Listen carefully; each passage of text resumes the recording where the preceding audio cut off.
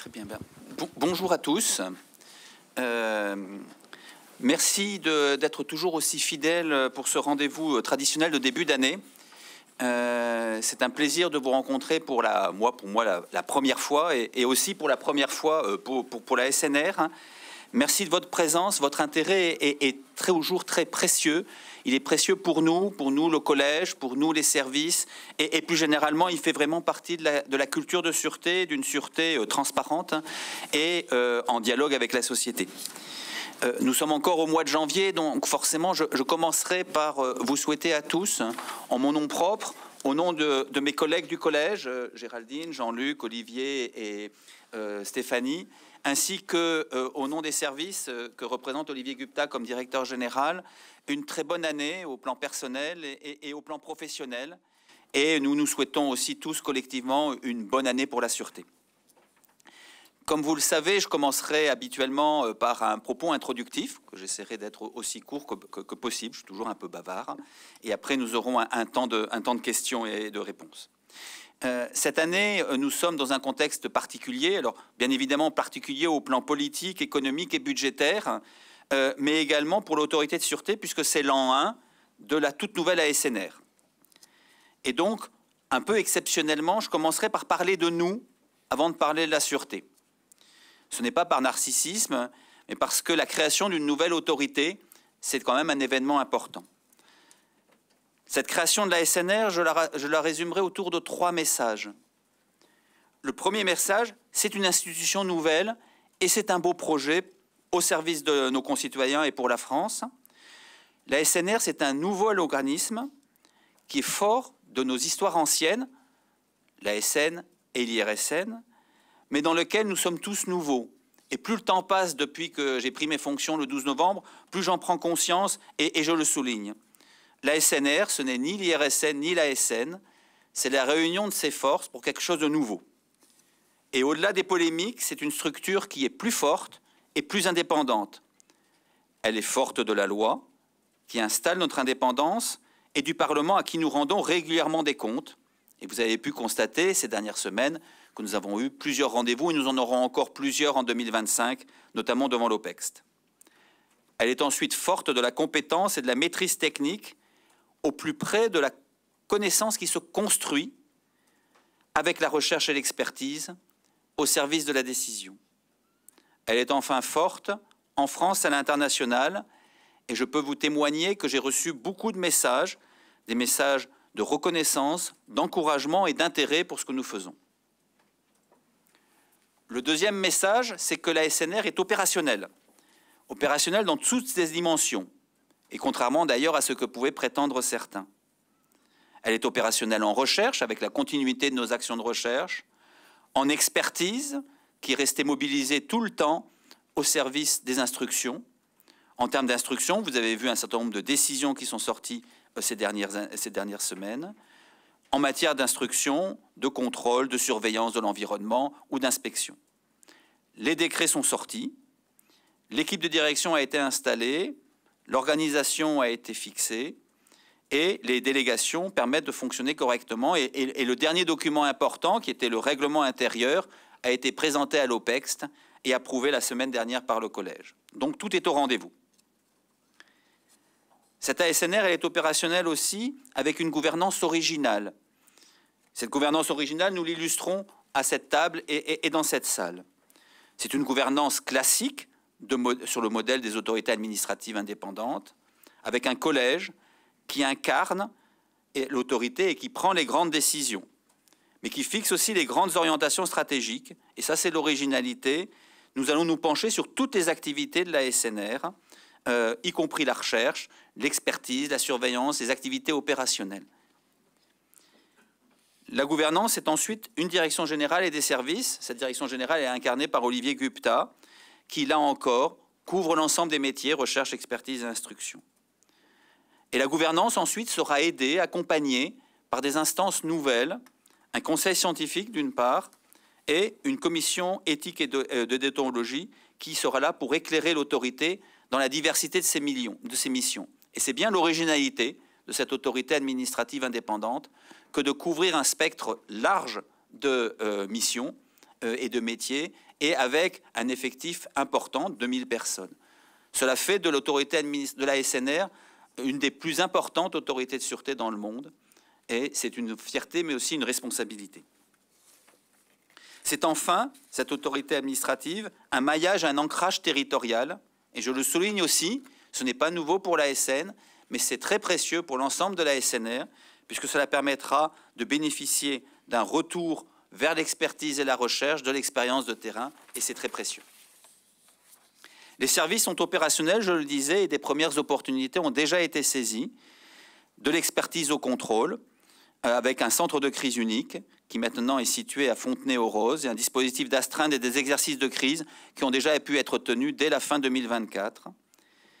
C'est également le cas avec les directions fonctionnelles déjà intégrées, les finances, les ressources humaines, le dialogue avec la société, la communication et l'international. Et c'est enfin des services opérationnels dans tous les métiers, de la recherche à l'expertise et au contrôle.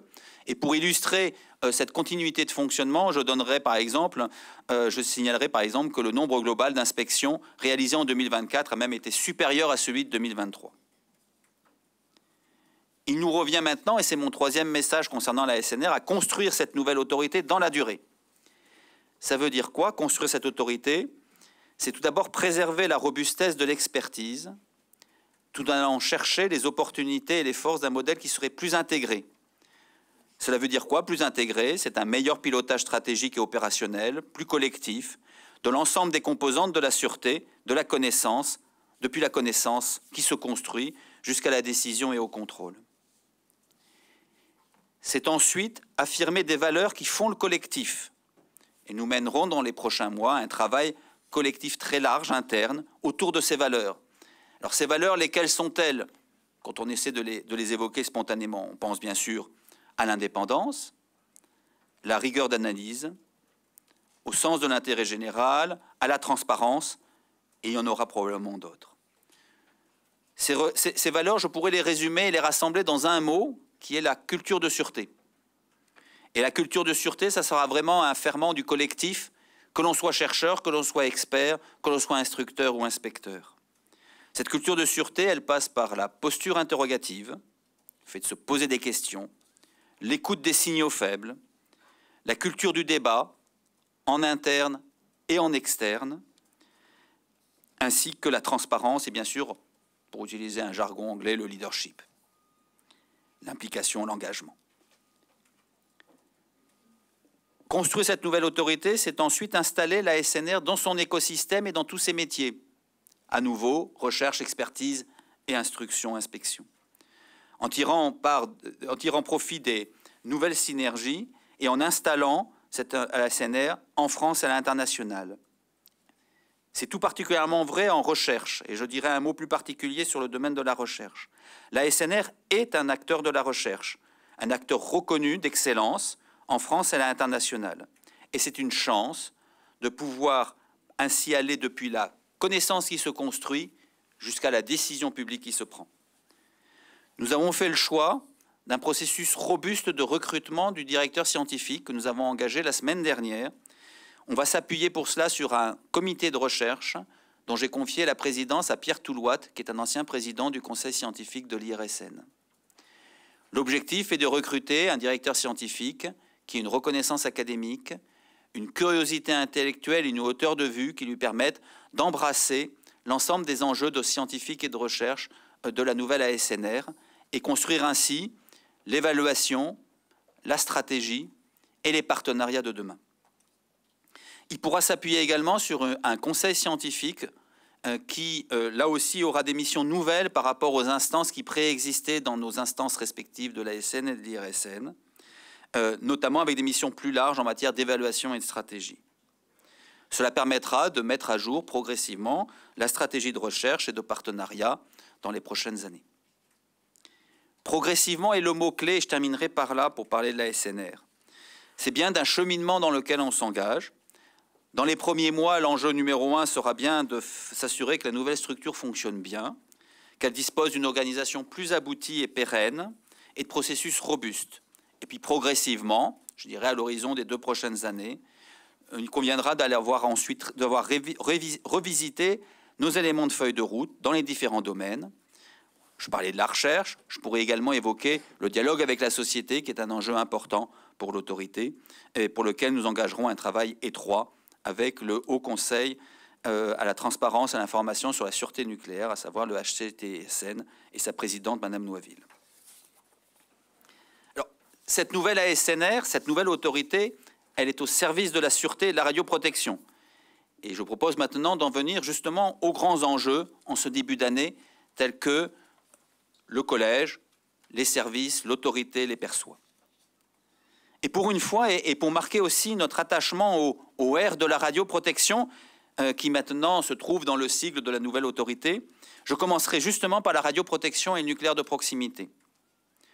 Il y a une deuxième raison pour cela, c'est que c'est bien ce nucléaire de proximité qui touche le plus nos concitoyens et peut être plus susceptible d'avoir un impact au quotidien sur nos concitoyens. Et donc mériter que nous commencions par parler de cela.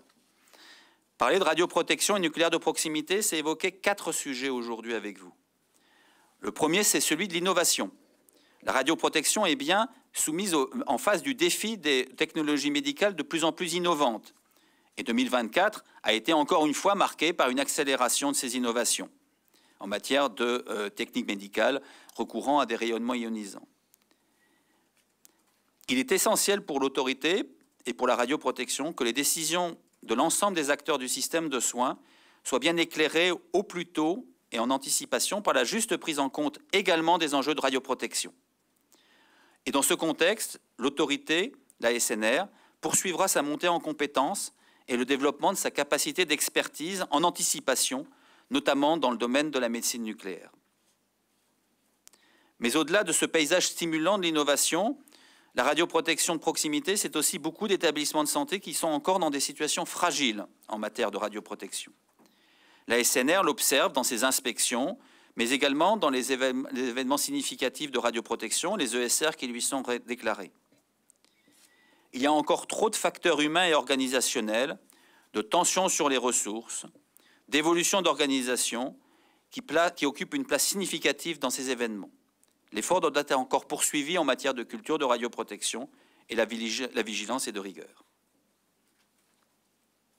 Parler de radioprotection, c'est aussi parler de surveillance de l'environnement et c'est une activité importante pour l'autorité. En 2025, là encore, nous aurons plusieurs rendez-vous.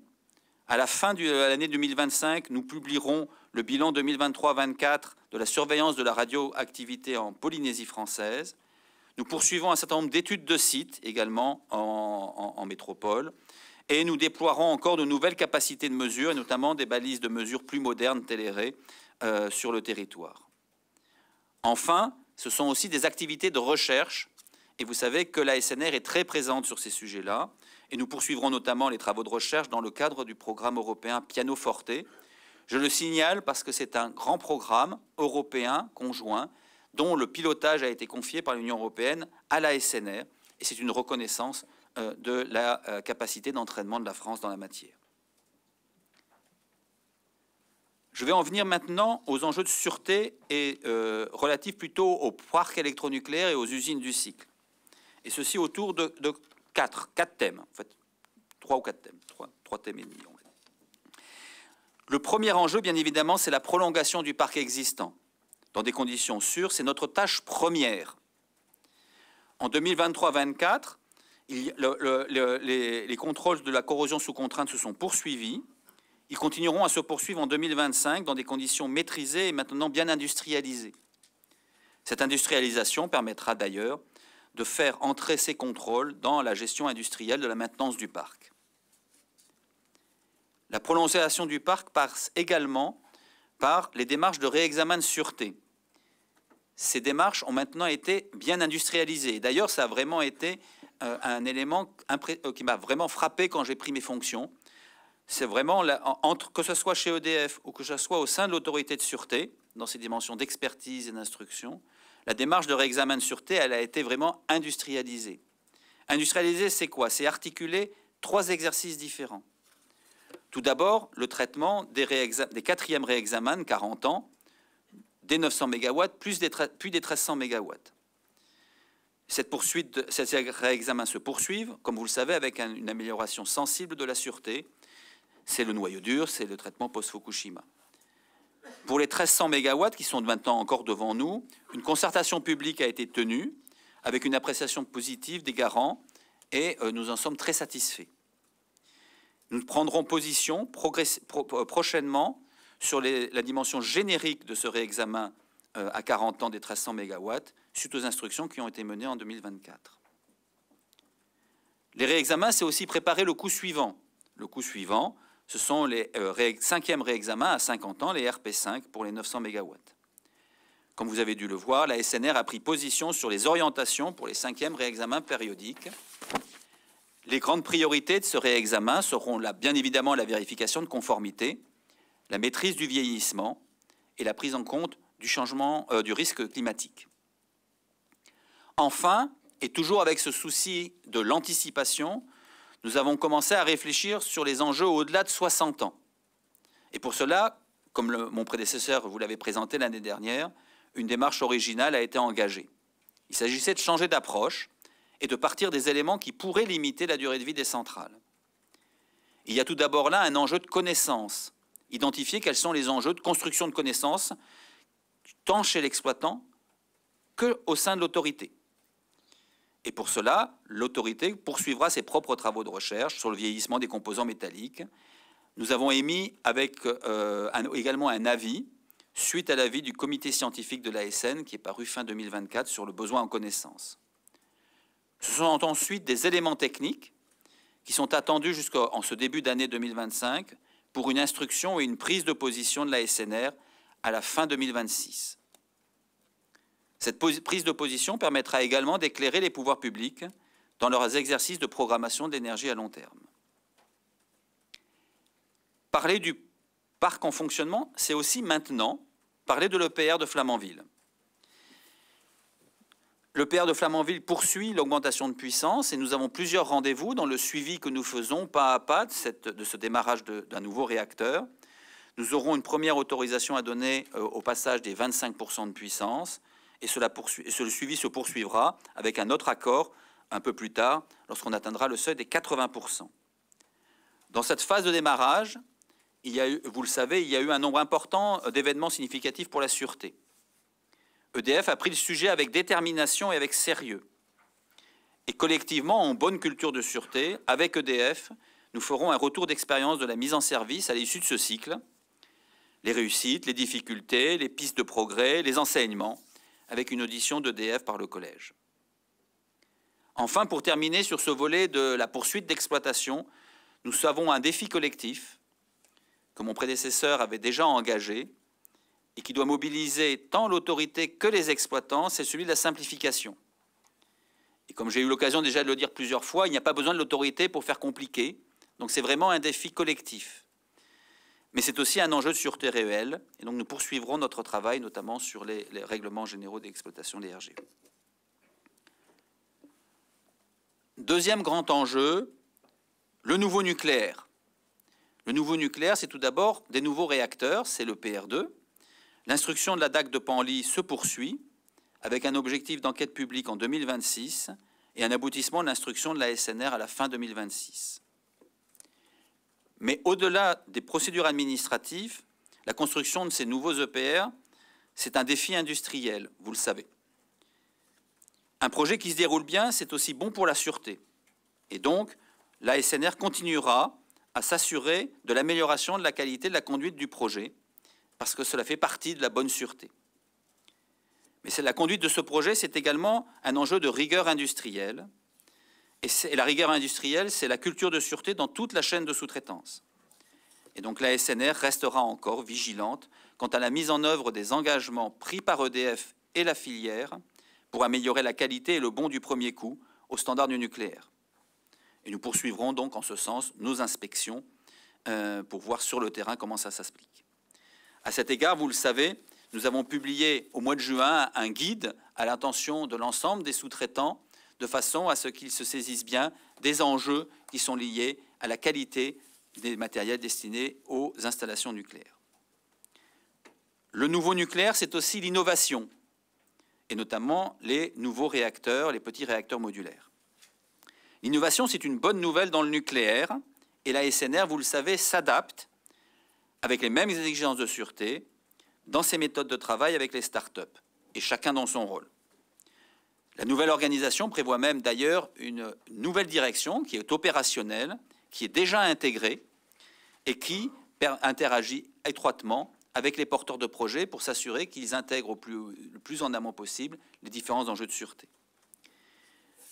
C'est aussi un enjeu de coopération internationale entre autorités de sûreté, ce que nous avons déjà fait dans le cadre de New World, et aussi également au plan européen au sein de WENRA et de l'ENSREG. Il ne faut pas sous-estimer les questions que peuvent poser ces nouveaux objets dans leur grande diversité. Elles sont de plusieurs registres. Elles sont tout d'abord des questions techniques et de connaissances pour les réacteurs les plus innovants. La SNR monte en puissance en recherche dans ce domaine, notamment avec un projet de plateforme sur la sûreté passive de ces réacteurs à Cadarache, qui, ça ne s'invente pas, porte le nom de Pastis, et qui est financé par l'ANR.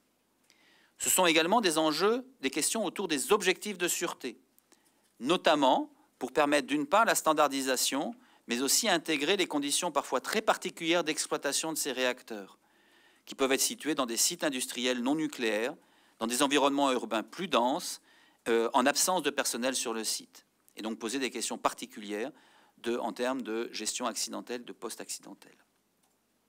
Il pose également des questions d'approvisionnement en combustible qui peuvent être parfois nouveaux et aussi produire des déchets qui sont eux aussi pas forcément les mêmes que ceux qui sont issus des réacteurs à eau pressurisée classiques. Enfin, et ça fait partie également de la sûreté, il pose des défis en termes de dialogue avec les parties prenantes et nous sommes très attachés parce que la bonne prise en compte des enjeux de sûreté et la bonne réussite de ces projets passe également par le dialogue avec les parties prenantes, notamment pour les projets qui commencent à s'installer dans les territoires. Donc la SNR continuera à suivre pas à pas le développement de ces projets. Voilà. Le dernier sujet que je souhaitais partager avec vous, c'est celui de la pérennisation des usines du cycle du combustible. Comme vous le savez, une réflexion a été engagée par le gouvernement et les industriels sur la pérennisation des usines du cycle. C'est une bonne nouvelle, y compris pour la sûreté. En effet, la politique de cycle, elle est structurante pour notre système, avec des implications fortes en termes d'entreposage des combustibles usés, de performance industrielle à long terme et donc de sûreté. Les enjeux, dans une perspective de sûreté, c'est tout d'abord d'anticiper les analyses, anticiper les décisions, être vigilant sur la cohérence d'ensemble des installations et s'assurer notamment que le système conserve des marges physiques, notamment en termes d'entreposage. C'est enfin s'assurer que chaque maillon a bien sa politique de pérennisation, de remise à niveau et de remplacement si nécessaire. Parmi les différentes installations du cycle, vous le savez, une a particulièrement occupé l'attention de l'autorité, c'est celui des piscines d'entreposage. Pour intégrer cette nouvelle donne, EDF a fait évoluer avec Orano et en lien avec Orano sa stratégie de construction d'une piscine d'entreposage des combustibles sur l'usine de La Hague, en faisant le choix de s'adosser sur une piscine qui serait construite par Orano et adossée sur les investissements à venir sur La Hague. La SNR a pris connaissance et acte de cette nouvelle stratégie qui reporterait la saturation de 2030 à l'horizon 2040. Cette stratégie repose sur une logique industrielle qui est cohérente avec les annonces sur la pérennisation des usines du cycle. Pour autant, nous rappelons deux choses. Tout d'abord, l'importance de disposer rapidement de nouvelles capacités d'entreposage. Et deux, répondant aux standards de sûreté les plus récents. Et donc, nous resterons vigilants quant à la préservation des marges physiques et temporelles face aux aléas industriels pour maintenir des capacités d'entreposage et également à l'avancement de ce projet maintenant porté par Orano de piscine d'entreposage. Et par ailleurs, toujours dans cette logique de conserver des marges, nous avons autorisé la mise en place de parades, il s'agit essentiellement de la densification des piscines, pour reconstituer des marges dans l'attente de cette nouvelle installation. Enfin, et vous l'aurez compris, autour des usines du cycle, la SNR restera attentive à la fiabilisation du fonctionnement de Melox, aux études préliminaires à une nouvelle usine Melox et aux conditions de pérennisation des usines de La Hague qui devront être bien articulées avec les réexamens de sûreté à venir. Enfin, je souhaite également qu'on intègre les besoins de connaissances dans notre réflexion sur la recherche au sein de la SNR. Au-delà de ces dossiers techniques, je conclurai sur quelques principes qui sont au cœur de la culture de sûreté qui doivent nous guider. Vous connaissez la spécificité du parc français et du système électronucléaire français, sa part dans le mix énergétique d'une part, et sa standardisation d'autre part, qui le rendent structurant dans notre système énergétique, mais également soumis aux aléas d'incidents génériques, la corrosion sous contrainte en étant un exemple bien connu. Et donc, je conclurai sur 4 mots. Il faut anticiper les besoins en connaissance, les besoins en instruction pour éclairer les décisions, qu'elles portent sur les réacteurs, les usines du cycle ou le renouvellement futur du parc. Il faut ensuite pérenniser les installations du combustible avec les meilleurs standards de sûreté. Il faut ensuite conserver des marges physiques et temporelles. Temporelles, pourquoi? Parce que, évidemment, vous l'avez bien vu, il peut y avoir de nombreux aléas industriels dans la conduite des projets. Et enfin, il faut également conserver une posture interrogative en matière de contrôle et de surveillance, a fortiori dans une perspective d'allongement de la durée d'exploitation. Et donc, je conclurai sur ces 4 mots: anticiper, pérenniser, conserver des marges, conserver une posture interrogative. Je vous remercie pour votre attention et je vous propose maintenant de passer au temps des questions. Et pour ce faire, nous répondrons à plusieurs voix, notamment entre les différents commissaires du collège. Et si la question est très technique, je ferai appel au service. Voilà. Je vous remercie.